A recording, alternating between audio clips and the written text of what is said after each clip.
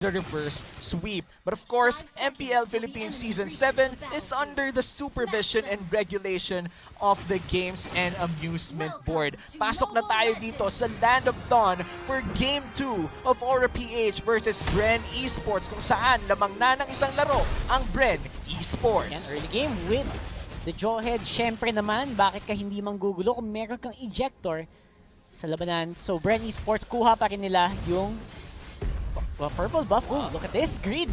Medyo sneaky dito din si Gulat JP. ako dun, Alam mo yung feeling ko, nag-long cut siya. Hindi siya shortcut eh. Long Long cut. long Pumunta cut. siya doon. Nag-long cut siya, manggugulo dito, nanakot pa with the dash, pero na-stun dito si Greed. Greed might be in trouble. Few. Spiral Strangling might be a kill, pero hindi pala aabot dito ang abilities ni Lusty. Kung medyo nakalapit si Lusty doon, feeling ko could have been a kill for BREN Esports, pero hindi pa rin tapos. JP, gustong manggulo, and that's why you want a Jawhead in your team. That's right, the Jawhead, magandang early game reset. Pwede kang magulo, pwedeng guluhin yung timing mo sa jungle. Kasi sa jungle, di ba may timing yan? Oo, kung kailan nag-i-spawn yung mga jungle camps, gusto mong patayin para maalaman mo yung timer.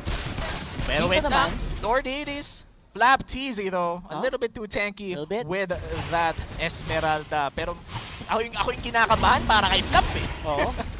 Sa totoo lang, Granger is actually medyo mababa. Actually, walang win rate, di ba? Wala pang napapanalong game si Granger. Una siyang ginamit sa Season 7 with Carl TZ.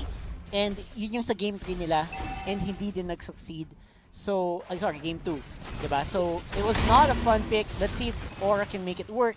Kasi sa ibang region, ginagamit talaga ang Granger na. Diba? May mga lineup na pwede ka mag-Granger. Ang tanong, isa kaya ito sa mga lineup na pwede mong gamitan nun? Yeah, and apart from the lineup, I feel like it's also based on the power spike of the said lineup. Kung sabay-sabay bang lalabas ang power spike, kung kaya nyo bang patulan on certain occasions. And speaking of certain occasions, this just might be it. First turtle of the game, co-contest dito, both teams, Aura-PH in a good position to take it down. The Kilowash here, hindi papasok ang Alice, and Rebo is still fairly healthy, pero babagsak na with a searing torrent. Beautiful play coming in from the Valir. At tuloy-tuloy lang dito, babagsak na ang Sylvana after the Tamus getting it. At pero ang Esmeralda may restback pala, 4v1 dito, and that's the Esmeralda going down. Aura-PH, beautiful play. The Turtle plus 3 kills. Yup. May mini audition na naganap. And I have to say na hindi maganda yung layering na ginawa ng pagpasok ng BREN Esports doon sa laban na yun. And dahil doon, again, 3-1 agad and nakakuha na agad ng advantage. Raptors na agad yung Granger. Yeah, pero Falling Star Moon dito from Flap TZ, pero hindi naman pala masyado masasaktan dito si Lord Hades. Pero going back to your point, Brock, that was a little bit too aggressive coming in from BREN. Hindi nila naasikaso kung paano mga pasok nila. As you said, holy baptism though, locked in si JP. Walang takas-takas with Imperial Justice, and that's 1 kill going to BREN Esports. There you go, nabawi naman nila. And if you're Aura, huwag kang gagawa ng mga ganung pagkakamali. Kasi konting opening lang ibigay mo sa BREN Esports. Alam mong papasok at papasok yan. Yeah, so, gotta be careful. And speaking of being careful, BREN Esports, I feel like they're more careful now even if they won Game 1. And I gotta hand it to them. Aura-PH, they seem not bothered at all from that loss in Game 1. Actually, mas mukha nga silang gigil ngayon, di ba? Yung Aura talagang umaapoy ngayon in this game. And they have the heroes. Meron silang lineup para gawin to. Again, Granger on with Rhapsody. Masakit na marksman kahit na early game. Gamit na gamit in this matchup. Yeah, pero tignan natin dito, Greed a little bit slowed down coming in from Lusty, pero saktong bato lang pala yun. JP nice with a good save, pero na-burn ang Vengeance Flame. Few, hindi tatama ang Cometic Lance. That could have been a kill if tumama yung stun na yun. Again, also, you have to be aware, yung timing ng Imperial Justice isn't active right now. Check nila ngayon Turtle, it's gonna be a big one dito. Yeah, Turtle already half HP, pero that's the ejector being burned already, pero masisecure ng Aura ang Turtle at may double kill pa para kay Granger. Nagkakaubusan na members ng BREN Esports dito. Flap TZ medyo makunat, pero patulan, ibabato pabalik. That's the tower dive. Flap TZ still alive, but that's the Turtle plus 3 kills once again for Aura-PH. Beautiful placement no Rhapsody at lang Death Sonata nitong si Lord Hades. From down, nakatakas na eh. Nahabol pa ng bala. And again, that's why you pick the Granger. And nakuha niya yung early game time yung gusto niya. Mahirap nang pigilan to. Yeah, and for Aura PH, this is the game that they want out of this Granger. As you said, there's a 2v1 na medyo brief na dito. Grabe yung damage na nagkikala ito kay Granger. One shot na lang, Flap TZ gone! Underneath the turret, you did not respect Aura PH and you paid the price for it. Again, Rhapsody lang, sapat na. Ganong kasakit yung Granger na to. Lalo ngayon with the early Raptors machete. Kasi tagos-tagos yung physical damage penetration ngayon ng Granger na to. So, aside from that, also maganda yung ginagawang pag-ikot nila Kiluash at Greed. Right on time, hindi sila full commit. Saktong dalaw lang. Saktong dalaw lang at kung anong kailangan, ayun lang ang ginagawa. Nakita natin doon, inuna nila yung Torre before they went down to burst the Esmeralda. Gulat na gulat ang papa mo Flap TZ doon. The damage was just too unreal. As you said, Rhapsody pa lang, sapat na. At mukhang magkakaroon ng labanan dito in the mid lane. Siring Torre, hindi tatama pero may flicker in si JP. Hindi tumama ang eject. Sayang! Pero mukhang wala munang kill na mapupunta pero hindi pala. Nag-aabang ang Tamos. That's the mega kill for Lord Hades and Aura PH dominating the early game. Surprise mula sa aking kambal. Shoutout kay Kiluash. Ayan. Very beautifully done. You don't see a Tams do that. Hindi ginagawa ng Tams yun. Assassin Tams. Assassin Tams.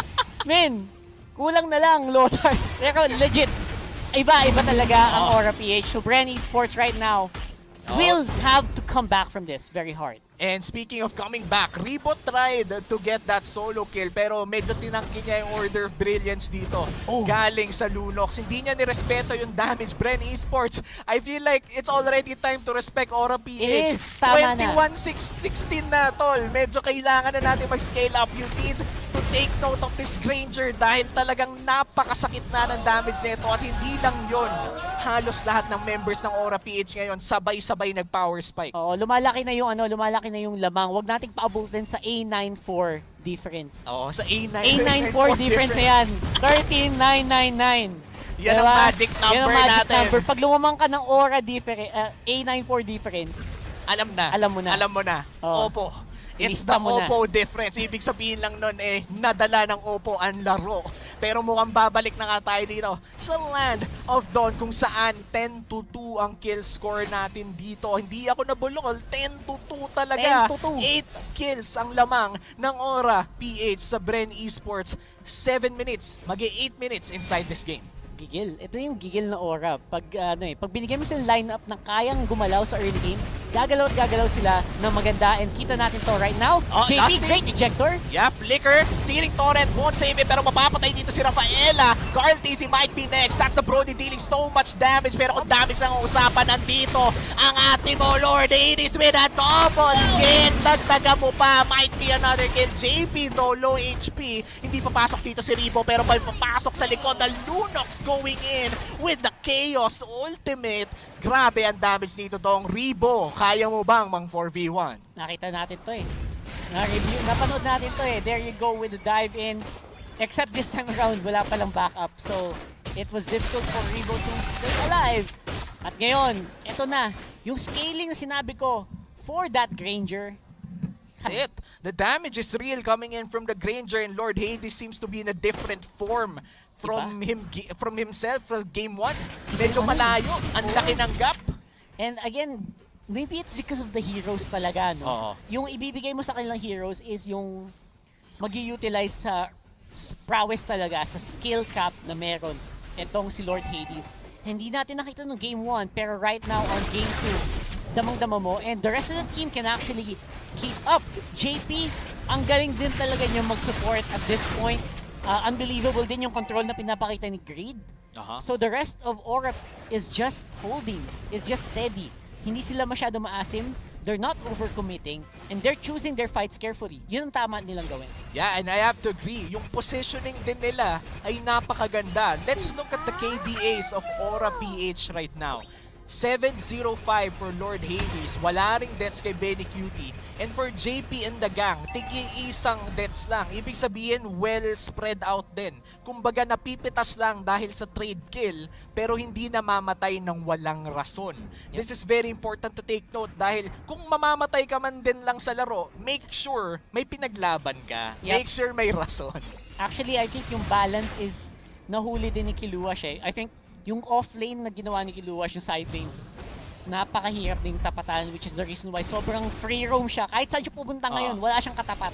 Halos, kung papansin mo si Kiluash ngayon sa mapa. And the rest of the team push lang sa kabilang dulo. Yeah, and speaking of pushing though, 3 lanes are getting pushed by BREN here. Top lane is already getting pushed quite heavily. There are 4 people in the mid lane and the Lord. Saktong trabaho lang dito sa bottom lane natin, and that's already 1/3 destroyed. Tuloy-tuloy na to. This is the classic 3-lane push from BREN. Flaptizi to, dumudugo bigla and forces out the Inspire to just run away back to the turret. Yep, and again, the Lord is going on the turret. Hindi na nilang pipigilan. Turret will go down. Top lane, busy din si Kiluash mag-isa. Almost takes down the inhibitor turret doon sa taas. Yeah, and this is a very busy map for BREN Esports. Kailangan nilang makalculate kung saan ba dapat mag-i-invest ng mga members. That's a mega kill for the Nunox. Napakagandang eject na nanggaling dito kay JP. At mukhang Tori muna ang uunahin nila dito. Another flicker in. The damage is just too real. Nasty is next. Order of Brilliance from Benny Cutie. He just goes insane and looks like the base is next. But Rebo wants to stop it. Rebo will not stop it. That's game 2 going to BREN.